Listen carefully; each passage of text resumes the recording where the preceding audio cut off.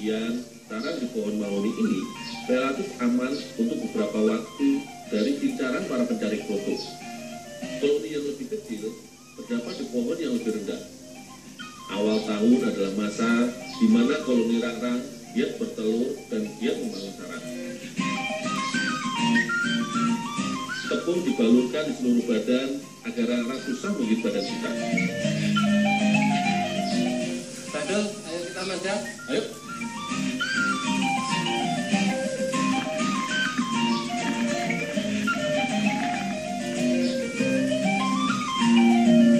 Lokasi budidaya rangrang ada di Kecamatan Gedu, tepatnya di Desa Kutoanyar, sekitar 30 km dari Kecamatan Sumawang, Temanggung.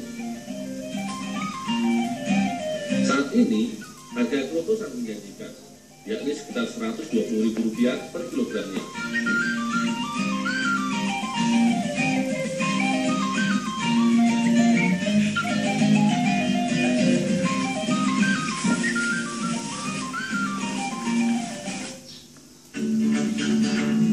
Jatmiko adalah satu-satunya wirausahaan kroto yang ada di Desa Kutoanyar. Setiap hari dia menerima setoran rangrang dan kroto dari para pencari rangrang di hutan. Persiapan awal yang harus dilakukan adalah mempersiapkan bak dengan tepung. Wadah bak dari plastik sengaja dipakai karena lebih licin.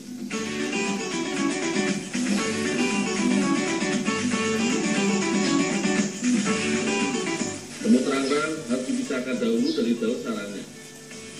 Kroto atau larva rangrang otomatis akan jatuh ke dalam bak. Memisahkan rangrang dari daun perlu kehati-hatian. Kita harus mengusahakan agar jangan sampai terlalu banyak rangrang yang mati. Ini perlu kecermatan dan kebiasaan.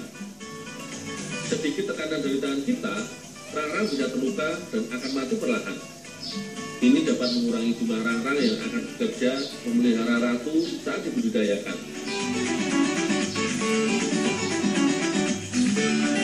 Kroto harus dipisahkan dari rangrang dengan diayak. Kroto atau telur rangrang harus diambil dahulu sebelum rangrang nantinya dibudidayakan. Kroto dapat langsung dijual ke konsumen. Akan tetapi, itu pun jika jumlah kroto cukup banyak.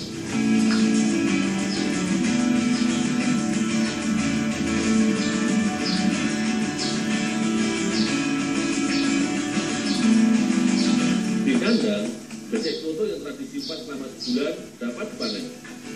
Cara memanennya cukup mudah. Cukup mengarahkan mulut becek ke bawah atau dengan cara merogoh sarang rangrang ke dalam becek. Hambatan proses ini hanya satu. Seluruh tubuh kita tidak akan lumpuh dari serangan rangrang. Di Indonesia, kroto menjadi komoditas yang menjanjikan. Seperti halnya belalang dan jangkrik. Pada dasarnya, kroto juga dapat dikonsumsi oleh manusia. Apalagi kroto, kandungan proteinnya cukup tinggi, yakni mencapai angka 53% lebih.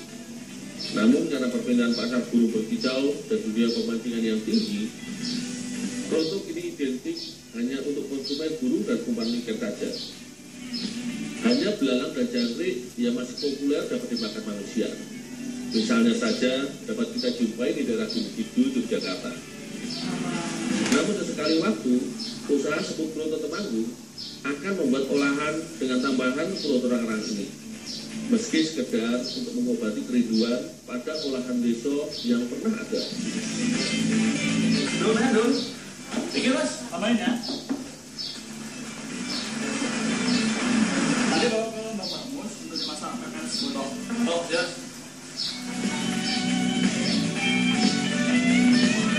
Yang pertama harus disiapkan adalah sambal cabai hijau. Sebenarnya dapat juga menggunakan cabai merah atau cabai rawit, tergantung dengan selera dan tingkat pedas yang ingin dihasilkan. Agar sambal tidak terlalu pedas, dapat ditambahkan gula merah secukupnya. Bu, ini krotonya bu. Bisa tolong taruh di apa ya? Oh, ya bu.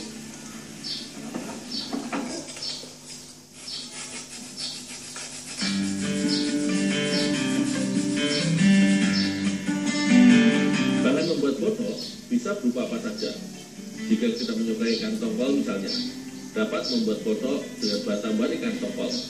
Petai hanyalah salah satu bahan yang sering diolah menjadi kodok. Ini kembali lagi ke selera pengolahannya. Yang pasti, pada intinya, bahan seperti petai ini nantinya akan dicampurkan dengan parutan kelapa dan sambal. Parutan kelapa kemudian ditambahkan dengan bahan-bahan lainnya. Ciri khas kodok adalah pedas, di mana sensasi pedas akan didapatkan dari sambal yang telah dicampurkan dengan parutan kelapa. Terakhir adalah bahan yang paling mahal, yakni kloto rangrang. Dibanding semua bahan kodok lainnya, kloto rangrang ukurannya paling kecil. Namun secara nilai nominal, ini adalah bahan kodok yang paling mahal. Jika semua bahan sudah disatukan, kita tinggal mengaduknya hingga tercampur merata. Baik kodok atau pepes dapat dibungkus dengan daun pisang. Hanya saja, jika pepes cenderung dibungkus memanjang, maka kodok dapat dibungkus lebih persegi empat. Seperti halnya bungkusan olahan kerupuk dari kacang putih dicampur dengan parutan kelapa. Dalam dunia kuliner kita, kedua olahan masuk kategori sebagai lauk pauk. Merupakan olahan yang sering dibuat sebagai menu rumahan. Jadi, sangat sulit menemukan penjualnya kecuali di pasar-pasar tradisional di desa atau kota kecil.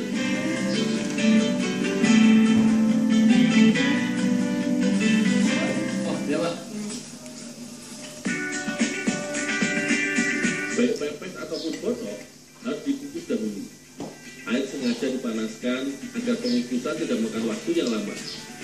Normalnya, jika air sudah mendidih, pepes dan kodok akan matang setelah seperempat jam. Namun ini juga tergantung dengan ukuran olahannya. Semakin besar dan tebal bungkusannya, akan semakin lama pengukusannya.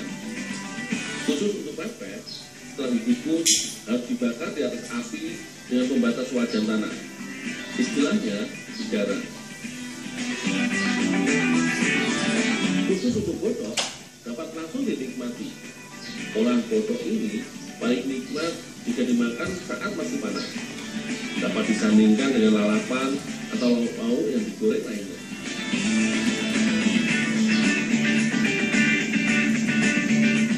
Olahan kodok adalah olahan yang termasuk klasik. Bahan-bahannya yang sederhana dan fleksibel menjadikan olahan ini terus ada di berbagai zaman. Hanya saja, lauk pauk ala desa ini semakin jarang dijumpai.